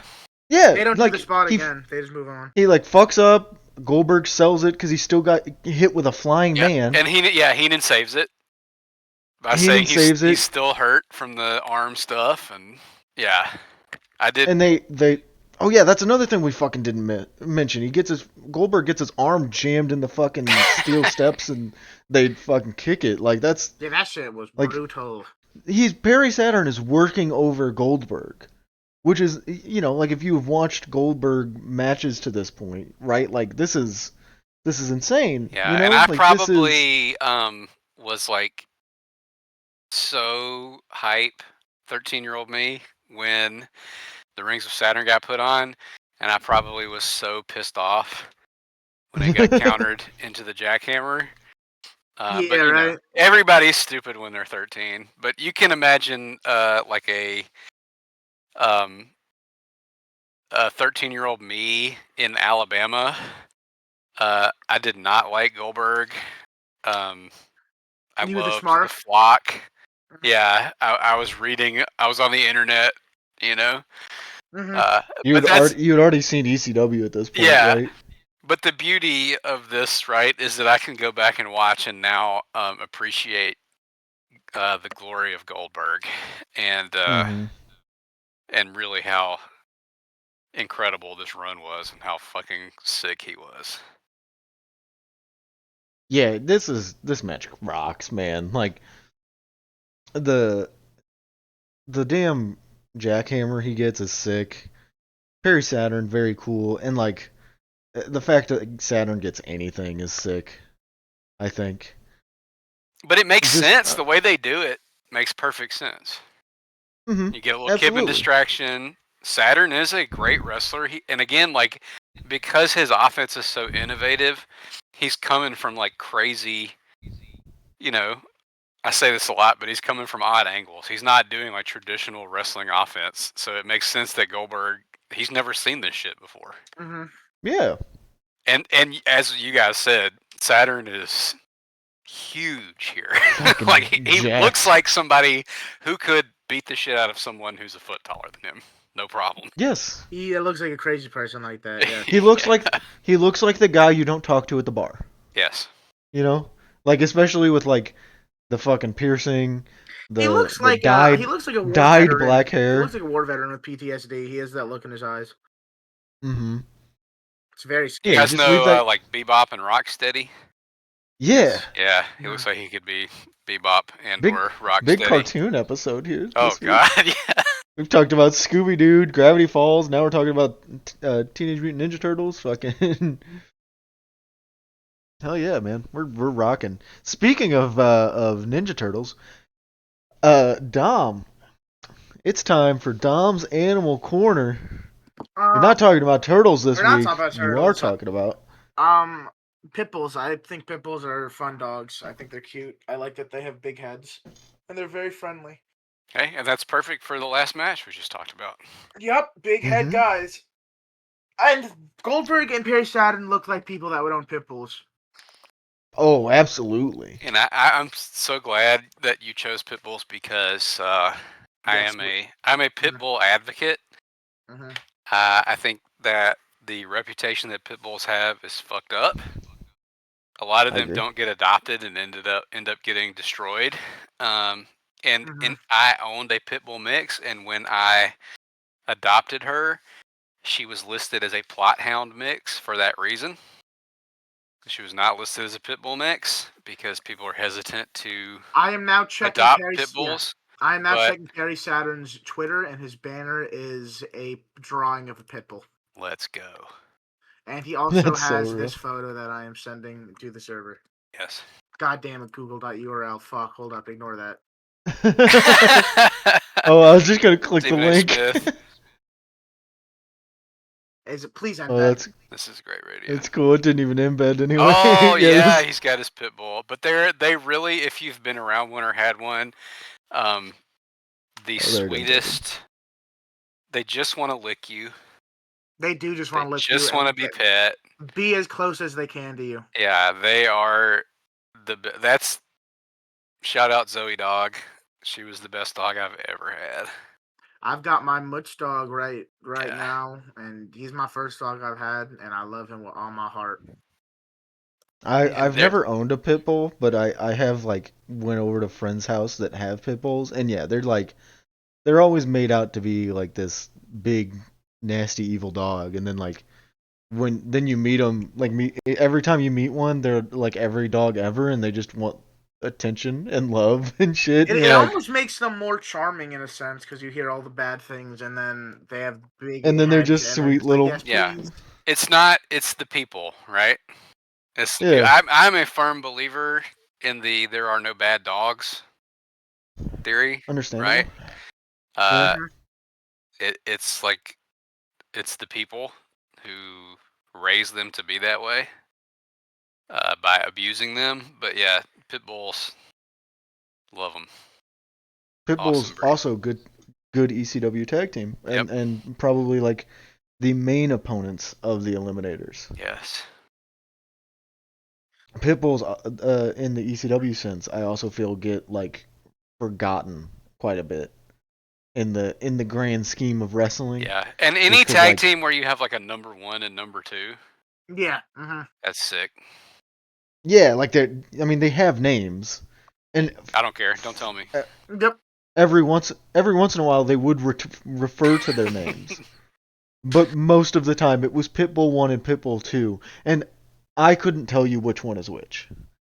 I know one has hair and one doesn't, and that's how I tell the difference. Perfect. But they're sick. But the thing is like they, a lot of those ECW guys, most of them all get like either WCW runs or WWF runs, or even like, like they get something, right? Whereas like those are two guys that kind of never get that. Yeah, that's also the So, pre-pay-per-view era for ECW, yeah, like where it was just you had to get hardcore TV in your market. same thing too for like Cronus, the other half of the Eliminators. Like he kind of gets lost after Saturn goes to WCW. Yeah. Yeah, which Cronus was New Jersey legend too. Rip Cronus, he was Mm-hmm. awesome. Cronus rocked, yeah, R.I.P. But yeah, Pitbull's not the ECW tag team. The actual animals are just like every dog I've ever met in my life, which is fucking lovable. Sometimes, not to say that it's a bad thing, they can be a little. They get excitable and they're like, "Please, can I keep jumping on you, please?" Yeah, I was gonna say they get a little empty-headed at times. Oh yeah, dude. Much is stupid as fuck, bro. He literally almost knocked all my teeth out a couple days ago. I was playing with him, and he whipped his head up, and it just caught the bottom of my chin, and I fucking. Oh. You know when you smack your teeth together? I was like, oh. If my tongue was out, bro, I would have bit my tongue right off, 100%. He fucking. Oh, dude, yeah. Oh, that shit That's sucked. the worst. But yeah, like they can be a little stupid, but it's kind of like it's like a lovable thing at sometimes, at times too, where you're just like, you're so dumb, it's adorable. It's very fun. I also found this thing while I don't know, because I have internet access while we do the pod. I look up Perry Saturn. Perry Saturn moonsault gone horribly wrong. Dangerous amounts of blood loss. I guess apparently at a house show he fucked his shit up. I'm looking at it. Oh my god, this is I already 7.5 clicked on it. Yeah, I minutes. already clicked on it, but I saw it was 8 minutes, and I was like, all right, I'll watch this after the pod. Oh nah, and 40 seconds in is when he fucking. Ooh, that's immediate. That's fucked up. Oh my god. Yeah, he fucking lands right on his immediate. own forehead. Yeah, you know what? You know how you were saying like Goldberg is in the safety police? Yeah, people need to be after Perry Saturn for what he did to himself here. This is My Well, he's paid the God. price for that. Once Saturn has again, not had the easiest life, but Yeah. another guy once that again against deep against a respect pit for Saturn. This against a pit bull he here did too, by the stop. way. Yeah. Apparently, he did stop a rape, which good on him. That's Yeah. awesome. Oh, okay. So the bald one is Pitbull number 2. That's Yeah. all right. That there. I think I looked up Perry Saturn Pitbull, and it led to that. So like yeah the Pitbull number 2 is the one without hair, and then Pitbull number 1 is the one with hair, and then Pitbull number 1 is also the one that like gets his neck broke and like has the whole like contraption thing on, and then Shane Douglas like shakes him with it. Dude, I And remember they that, and then the fucking owner of the ECW at that point comes out and is like, "I'm gonna kill you, dude. I'm gonna fucking kill you." yeah, that like the crowd was like super fucking hot You know, on him. I'm gonna Like, say something stupid. I never realized that if you have those things in you, I didn't realize that it's literally like steel surgically in your yeah, body, and that is also sticking out connected to your spine. If yeah, that it's was actually drilled into your bro, body. if that Yeah. was actually connected to his spine and he was whipping him around, that probably would have killed him, right? Or fucked his shit up I mean, severely. yeah, like it could have fucked him up pretty bad. Like he was okay with the spot, but like that could have he could have hurt him, like legitimately. I think I heard at that point the thing was already off. He was just wearing it. But yeah, no. Anyway, pit bulls are cool. All dogs. They used to be cool, nanny dogs. really. Did you guys know that? At like the turn of the did not know that. century, the turn of the 20th century, like in England, like rich people would have pit bulls like watch their children. because they were considered to be like they were super loyal and good with kids.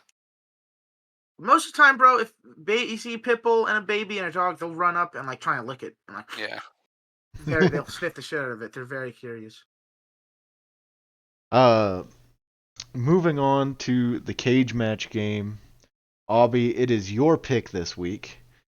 Scores are as follows: Aubie 7, Dom 2, me 1. Thank God Aubie at most can only get 1 point this week because I don't think I will. I think you're gonna get it.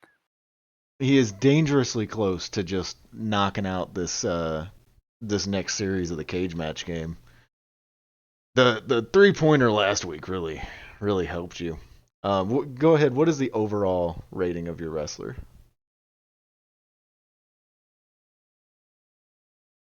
Did he die? Did he die? What a crazy time to die. Oh, my bad. I'm sorry. I had the mute on. The overall... I thought you were asking if my wrestler died. The overall rating of my wrestler is an 8.40. 8.40. Okay. Is this Takayama? It is not Takayama. I thought about that. I've thought about doing a similar thing multiple times of like bringing somebody we talk about because we never guessed. Yeah, I really did think about it. Is it Booker T? It's not Booker T. All right. One day it's gonna be Booker T. One day it's gonna be Booker T. Yeah. All right. What is the first review on this wrestler? First review is a 9.0. The hate is insane. This man had the match of the year with one of the best wrestlers in the sport today, and barely anyone bats an eye. Everyone underrates him. His best attribute is most definitely his bumping, but he is also very athletic and can carry a match against someone who isn't as good. Get this man a contract with NXT and let the world see what he can do. Oh my God. Fuck. Oh, is this Adam Priest? Not Adam Priest. I thought I was with going to get a different one for Adam Priest, but yeah, go ahead. With NXT? With NXT. Get this man a contract with NXT and let the world see what he can do. Yeah, what the fuck? I was trying to just piss you off there, maybe. I don't even know. So good bumper. Best in the world. Who the fuck? I don't know. Kevin Blackwood? It is not Kevin Blackwood. Those are both good guesses. All right. I mean, we're sniffing around the just modern indie scene. But yeah, go ahead. Give us the second review. Second review. Also a 9.0. He is one of the best wrestlers of this generation. Very athletic and technical wrestler. Master of the half crab. He puts a it's fucking Michael Oku. Damn it. I knew I should have saved that one for last. What the fuck? You know what? You're right. I wanted to save the bad rating for last, but and I knew that was going to be the one that gets it, but if I took that out, you would have had no idea. There was nothing? Yeah. As soon as you said Master of the Half Crab, I went, all right, I know who it is. I thought that was going to get the bite on Adam Priest, but yeah, if you've actually watched like a Michael Oku match, you know. What a weird move to be. Well, I know that's like his. I know that's like his nickname. Yeah, because I always thought it was stupid that he comes out with the fucking crab on his things. I'm like, why does he come out with the crab? And it's like, oh well, he's the master of the half crab. It's like anyway, do offense related to the legs or anything. You know what I'm saying? I don't know. I'm not watching a goddamn Michael Oku match, one of the worst wrestlers on the planet. Michael Oku, everyone hates you. You suck. Not everyone. Don't say not everyone hates him. And like, listen, I cannot. They should. I've gone on this podcast on record and talked about wrestlers who are equally as bad. Dude. In certain times. Dude, we had a whole conversation about me liking Steen and Generico. All right, we can. Both of those guys are like so far beyond Michael Oku that it is laughable. But yeah. But yeah, like I don't know. I have I talked about liking Danhausen on this podcast? That's still, I mean, at least he's like, from what I understand, like fun. Over. Yeah. Yeah. People Yeah. people like him. Yeah. He's got a character that people enjoy. Yeah. That's true. He does have that going for him, at least compared to whatever fucking Michael Oku's gimmick is. I don't even know. Apparently, it's Master of the Half Crab, or trapping your own arms on a reverse Styles Clash. So that was him. That clip was him. Yeah, that was. That was probably the worst thing I think I've ever seen ever. Not even exaggerating. That was didn't even look good. It was like 30 seconds of setup, and it wasn't even cool. Bro, okay. Let me speak on this real quick. So like, I don't know how much I've talked about it on the pod, but like at one point, much like most people who are into wrestling, I got real deep into like the UK indie scene in like 2016, 2017. I honestly wouldn't even admit that. That's like admitting you have like some. Oh, but Dom, if you were around then, you probably would have too.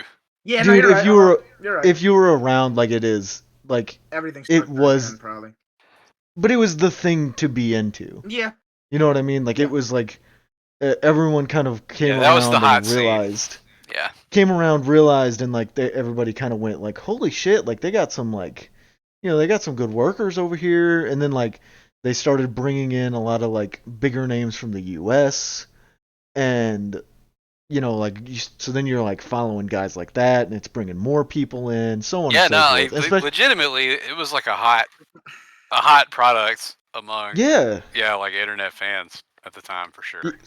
So TK Cooper, who is the other guy in that clip, at that time was a big. Yeah, which is why I haven't thought about him in forever. I like forgot he existed. Same. Like every once in a while, like he's one of those guys that like, because I followed a bunch of them on Instagram, obviously, because I was like, that's what you do as a fucking wrestling fan in 2017 or whatever. And so like he's definitely one of those guys that would just like will pop up every once in a while on Instagram, and you're like, man, I forgot that guy existed. Like, him, Chuck Mambo was another guy. Fucking Session Moth Martina. Oh, Session Moth Martina. Honestly, Dom, you would probably like Session Moth Martina. She was funny. I hear that she's still funny. I don't know though, but like I was talking about her recently, and I'm not either. But Who is Session Moth Martina? So Session Moth is like a UK slang for like a good time girl, like. Like a girl that would like always be like basically in clubs or in raves and like okay. You're gonna see her often, may take her home. Yeah. Kind of trashy stuff like that. Yeah, she was like a lot of like her character was like the caricature of like a lot of girls that like I was friends with in college. imagine a British version of ODB. Yes, that's it. She drank a lot of beer. Grabbed her crotch a lot. Yeah. Yeah. She's actually really like she was a good like character around that time. Fun one, but yeah. Yeah. But like, and then like there's obviously like a ton of the guys that ended up getting fucking exposed and canceled around that scene that we don't need to mention the names of. But I mean, if you were around the time of the speaking out and stuff and all that, like all those kind of guys, about it. But yeah, like the seeing TK Cooper and being like, holy fuck, that dude's still wrestling. I wish I didn't know after that clip. And it's not even really his fault because like he's trying. It's just like a stupid spot to try. Yeah. Like, but they're like, oh, this would be kind of cool. Like, so it's like it's just a stupid spot to try, and then like he's trying to like move his leg back, but like he can't because he has a whole ass human on his fucking back.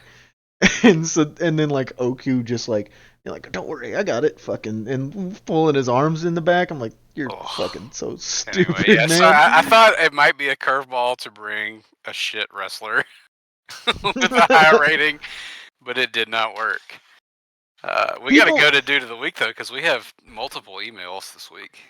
Oh, really? We Oh, do. sorry. I didn't know. Yeah. I didn't know. I thought we were just bullshitting. Not filling out time. We're already at an hour and a half, but that doesn't matter. Anyway, Dude of the Week this week. I'm giving it to goddamn Takayama. All right, Yeah. he is. Listen, he. Dude of the century. I think everyone knows he is obviously not in the best shape. He's getting better, reportedly. Which is crazy, man. That we're at the point where, spinal injuries, because it's been a while. Yeah, like it's cool that he's even still with us, quite frankly. But yeah, like that's not just including that, right? Like he is one of the greatest wrestlers. I know we throw that kind of term around a good bit, but genuinely, like one of the greatest, like we talked about earlier, one of the most recognizable faces. Even to people who are non-wrestling fans because of how far of a reach that his match or his fight with fucking Don Fry was. Just the guy who got it. He got it. Yeah, just got it. He got it. Yeah. He's like, one day I will bring the match with him versus Antonio Konoki, where he just is like, it's a comedy match, but like even in a comedy match he gets it. Yeah. You know what I mean? Yeah. I believe it, man. Yeah, he understood wrestling immediately. Mm-hmm. So I guess now that we've kind of got that out of the way, I guess give us an email. Okay, we've got two. The first is from our good pal Connor. Frequent our pen pal, yes. Frequent caller, yeah. Yes. Keep him coming. He said, "File Under Fire, dudes. Just wanted to clarify my Dude of the Week status from last week. I am a dad, which is how I technically received Dude of the Week for a second week in a row. Sorry for the confusion. Unfortunately, I am not a wife or girlfriend, so the streak has ended. And I was not able to become Dude of the Threak. Yeah! Yo, that's amazing. But my own wife was very happy to be a Dude of the Week recipient this week. She said she was glad that her struggle had finally been realized. Also, I was able to watch all of this week's matches before listening to the podcast, and they were all awesome. Yeah. I gotta tweet these out. But I was immediately smitten with one wrestler in particular, Butch Reed. Yup. Oh, yeah. Yeah. I thought everything he did in that match was incredibly compelling. Whether it was his awesome punches, his bumping, his wild drop kick, or all the ways he showed his vulnerability and weakness.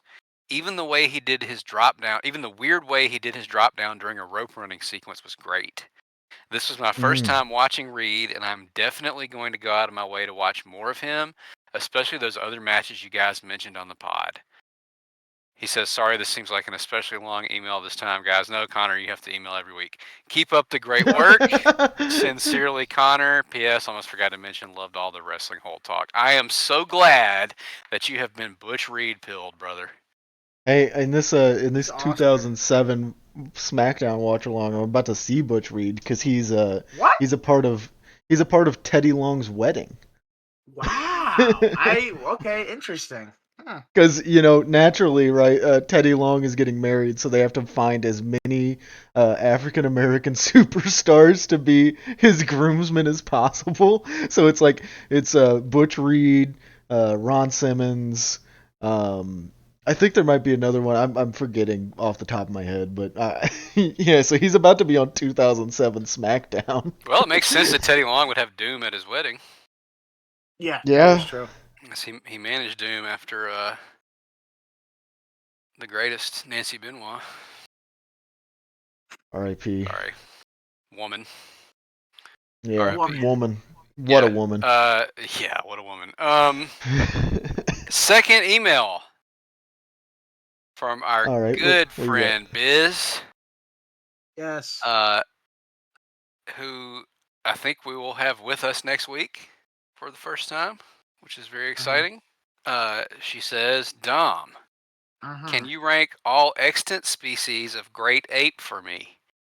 Okay, so this There's 8, but the way I'm gonna rank this, so the 8 species are Bornean orangutan, Sumatran orangutan, Tapanuli orangutan, then Western gorilla, Eastern gorilla, chimpanzee, and then bonobo and human.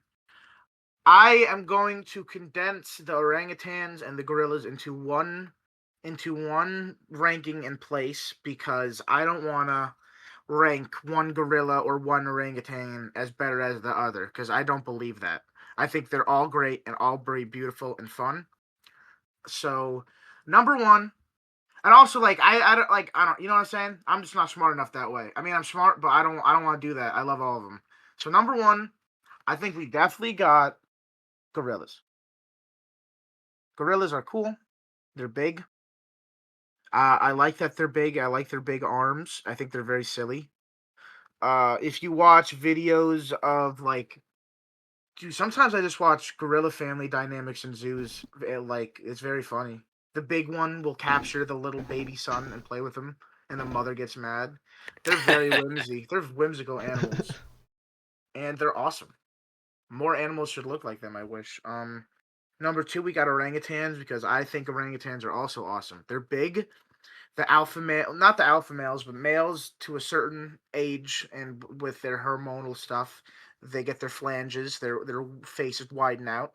I'm pretty sure that's a breeding thing. Like the bigger ones are more prone to breeding. I think they're Yeah, very it's like big silly. feet in humans. Yeah, of course. I think they're silly. I like the videos of the orangutans in the zoo, and people like to show them videos on their phone, and they're like, "Yeah, keep scrolling. Let me see more." They point at the ship. Yeah. I like that. I think they're funny. I like baby orangutans. I could watch baby orangutans all day. I could watch any baby ape all day, right? And for number 3, I think I'm going bonobos. I think Yeah. bonobos are very cute. I know bonobos and chimpanzees are similar, so they should be condensed into one, but I think they're different enough. I think Well, bonobos jack off all the time. they jack off all the time. I think they look sweeter. I think they have less of a killing anger aura to them. You know what I'm saying? I just think they have long, inky, lanky. Okay, so I look up bonobos, and why is it a fashion brand? Fuck you. I want to see the awesome ape. Oh, I thought you were gonna say, why is the first picture them jerking off? No. It probably is, dude. They No, love the to jerk off. first picture is them smiling, very happy, Relatable. looking very nice. Smiling, very happy, looking very nice. Yeah, look at him. He just looks happy. It's like a big dog almost. Yes, I like them. And also they're not as scary as chimps. I mean, He they're kind of looks scary like me. a little bit, dude, a little bit. I mean, we are, at our There's most also basic state. the famous photo. This is a little scary photo of him reaching out in the water. You might have to put this on the thumbnail so they know what I'm talking about. Damn, he's built like Goldberg. We'll Dude. tweet it. We'll just tweet these monkey pictures. Yeah, every animal, especially apes, are so much stronger and more built than us. It's scary. They could definitely take us over if we didn't have weapons and we're smart. God damn it. They could. No, I'm not laughing at that. I'm laughing at Jay's response. I am in ready the to be chat. baptized. Yes. Abe, come. See, No, he knew it was that's what the bonobos. worst group of apes does. Yes, okay, continuing with the ranking, I'm going to have chimpanzee at 4. I love chimpanzees, but I do think they are a little scary compared to the rest. Just because they do have strong bites and big jaws.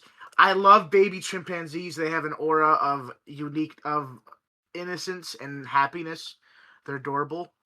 But man, honestly, dude, some of those documentaries on apes and chimpanzees, especially chimpanzees, bro, they're scary, man. They go to war, dude. They go to war and they have giant fucking canines, and they can use tools because they're smart and they're strong as shit, and they will fuck you up, and they'll go for your eyes and your fingers first, and they're scary. But baby chimpanzees are cool, and I can admire cool chimpanzees from. I'll laugh at a chimpanzee video, but I would not like to be in the same room as a chimpanzee.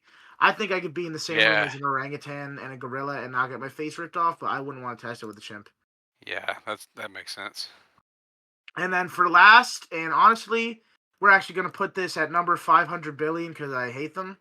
It's humans. Humans are great apes, and they're bad, and everything bad about the world can be stemmed back to humans. So That's true. I'm not even going to speak on them. They don't deserve to be in this list. Get out. I mean, you can if you want to get real biblical. It's You they know? literally Yeah. they literally tell you in the Bible. Adam, I'm not Adam and Eve. I'm not a big Bible guy here, but like they literally tell you in the Bible that humans are the problem. Like, and that's like the first thing you learn about them is that humans. If I think in the Bible, if the Bible was about a bunch of chimpanzees and apes and gorillas, there wouldn't have been sin. We wouldn't have had to have our shit washed away. There would have been a surplus It'll be ground a full of cooler book vegetation. too. Yup. Yeah, it'd And be more fun. this was Joseph the gorilla. He laid on his hammock all day. He ate some oranges. Ate some oranges, scratched his butt a little bit. I mean, See, that's the real problem I have with the whole like, 100 men versus one gorilla conversation. Is like I don't want to hurt a gorilla. I don't want to hurt a gorilla. I just want to pet the guy. Will I get killed if I try to pet him? Yeah, Probably. easily. I think they do not fuck with direct eye contact. I mean, if you've seen gorillas at the zoo, they don't want you. They're not fucking with you. Yeah. At least the big silverbacks. They're not impressed by you.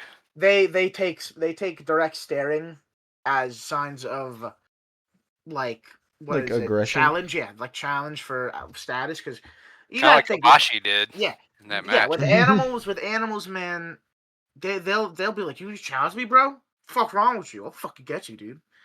Fuck you. That's what gorillas are like. You probably have a better chance chilling. Like, if you want to be friends with a gorilla, you probably have to know it since it was a baby, and then you could come in and it would chill with you and be like, yeah, I'm gonna pick bugs out of your hair. Yeah, that's I like that. That's fun. I want to like can we pick bugs out of each other's hair? Yeah, dude. Well, we're going to. I don't have any bugs in my hair. I don't know what the fuck's going on. Oh, that's also true. Mm-hmm. Cause he's bald. He can be the picker. Hey. Of hair. He can pick our hair. Listen, Father Time comes for all of us. All right. Ob is the silverback of this server. Just wait. Oh, I know. Listen, I know. I definitely would argue. I have a good chance, but it's not a great one. Dude, he just inflated his chest sacs. Also, yeah, gorillas. That's how they get that big sound. They have sacs in their chest that they can inflate with air, which helps make that noise when they slap it. That's awesome. Yeah. It's very awesome. And fucking, apes, another victim of humans' evilness. People are using gorilla hands as ashtrays and shit. Fuck you. That's real. I hate poachers and anything with that sort of illegal animal trade. I don't like big game hunters in general because it's nasty, dude. It's fucked up to travel to a different country just go watch a movie. Yeah, just to kill. Fucking freak. It's not like you don't see these beautiful animals. You don't even want to admire them. Your first thought is to kill them. You know From a safe distance with a guide. Yeah. You pussy. Yeah. Go up there with a knife like Tarzan. Maybe I'll like it better. Yeah, there you go. Earn it. Yeah. That's how Mother Nature works. But yep, that's the pod, guys. I think so. Yeah. I love it. For a second, I'm just like fucking around, like clicking around on Cage Match while he was talking about monkeys and like. That's what I do all the time. Fucking around, clicking around on Cage Match? Yes. Oh, I don't know, just on my computer in general. Oh well, yeah, that's also true. Uh-huh. I mean, I get it. Like that's watching Gangrel during the pod. I mean, I wasn't gonna mention that specifically, but yeah, I mean, no, I think that's really fucking worth beast. It. Yeah, it was fun. Yeah. Hey, I liked it. It created a moment that we still remember, which I think has to count for something, right? Yeah, Gangrel is also awesome. Mm-hmm. Yeah. Yeah, good time, man. Gangrel, good TV worker for C shows. He show's awesome. Oh, so the whole reason I was on on Cage Match to begin with was I was like trying to find like each of the matches from this week to like see if like they had been rated or whatever the fucking case was, right? And like, dude, the like it gave me an idea. I'm just saying this on pod. We're just still recording. Fuck it, I don't care. Like it gave me the idea of playing the Wikipedia game. This is not something you could do on pod. The Wikipedia game, though. This is not something you could do on pod, right? Because like it's very, it's very visual. Yeah, I'd also probably cheat because you guys couldn't. But like doing the Wikipedia game style where you have to connect like a show to a show, but like through Cage Match. So you know what I'm saying? So it's like you got I think I'm too dumb for that. You got to connect like a Big Egg show to like PWG, and you got to get there and it's like. All right, I will have Ben on speed dial. It's like as small of amount of like as pages as possible, or like. I get exactly. Get to PWG from survival to beta. Yeah, that makes sense. Yeah. Yeah, so it's like, and who can do it in the least amount? I don't know. It's not something you could do on pod, but I guess like maybe if you're at home and you have a good group of friends together, you could try it. You could try that with some friends, maybe in a Discord or whatever the case may be. There you go. There's your free idea of the pod. As per usual, if you want to ask us questions like Biz did, or even just tell us about your experience with the podcast, like our good friend Connor did, send us an email at fileunderfirepod@gmail.com. We will read it live on air if you send it to us, so just send one over. Let us know. We will read it. Other than that, go read Yard Subject to Yard Subject to Change. Yeah, we have a very fun match tomorrow. I called it Jackass the Match. The most fun ones we've done in a long time. So. Yeah. Go read that blog. As always, follow us on socials, like, comment, subscribe wherever you're listening to this podcast at. Send Dom pictures of animals. Yes. Send Dom pictures of animals. Whether that be Apple, Spotify, YouTube, please like, comment, subscribe. It helps a lot, and rent like one of those trucks that has a speaker on the top, like you're campaigning in the 50s, and drive around your neighborhood and play the pod. I think people would fucking shoot you. Yeah. Yeah, I don't even want to share. Like, I shouldn't say I don't want to share it with people, but like, I couldn't even imagine like just sitting at work and listening to this like without headphones. Who the fuck is Kobashi? What are they talking about? Why'd you just say Kobashi looks sexy? Hot. Yeah. Yeah. Who just said kill Whitey? I'll fuck you up. You haven't dropped a good kill Whitey in a minute. It's coming, don't worry. I just haven't seen a Whitey I hate in a while. Yeah, you gotta load one up. It's gotta load one up. Oh, actually, here I got a big fuck kill Whitey for the whole human race because we're talking about great apes. There you go. Oh, kill Whitey! Kill Whitey, bitch! Oh, give one to CM Punk too while we're at it, for being a little baby back spineless bitch. Bitch! Let me turn my noise suppression off so you can really get it. Bitch! Yeah!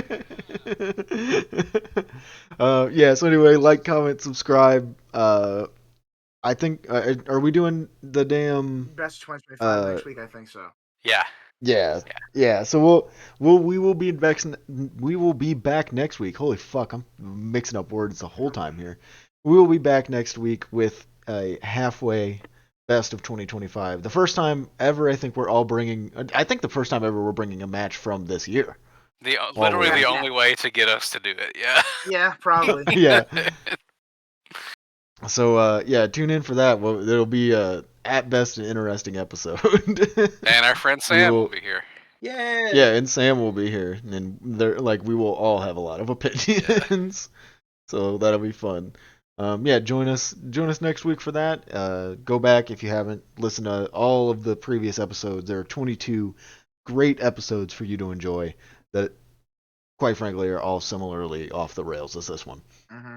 And other than that, I can't really think of anything else. Like I said, do we all the love you. things. Love you. Keep it between the Hope ditches.